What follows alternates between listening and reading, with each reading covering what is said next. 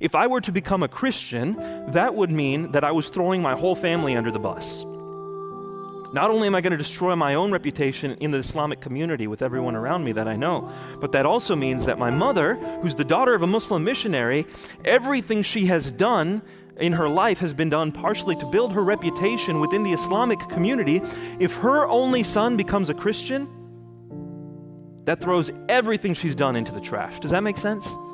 Am I willing to not just do this to me, but to do this to my mom and to do this to my dad as the only son in our family? These are the issues I'm wrestling with, and it's hurting, and that's why I'm asking God for more dreams, more visions, asking Him to give me more and more. But at a certain point, enough's enough, and the Lord stopped giving me more, and so that's when I realized I had to do what I had to do.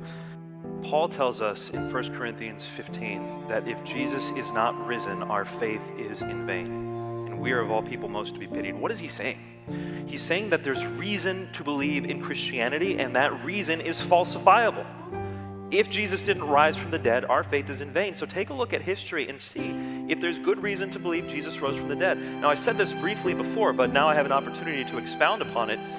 There is no good historical explanation for what happened to Jesus except that he rose from the dead. I saw that as a Muslim. And even today when I have conversations, again, I had a conversation just the other day at Oxford with a brilliant young mind, and I said to him, this is the evidence for Jesus' resurrection. What do you think? He says, well, I don't have to make a conclusion. And I said, you're right, you don't. But if you do, the only good one is that Jesus rose from the dead.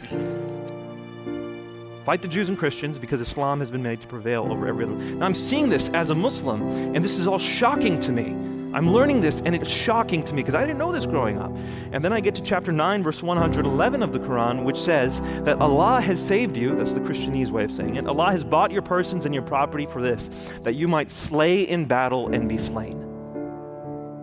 Allah has made you Muslim so you can slay in battle and be slain. That's what chapter 9, verse 111 says. Incidentally, it's the same verse that says if you die in jihad, you will go to heaven. The only guarantee given in the Quran of going to heaven.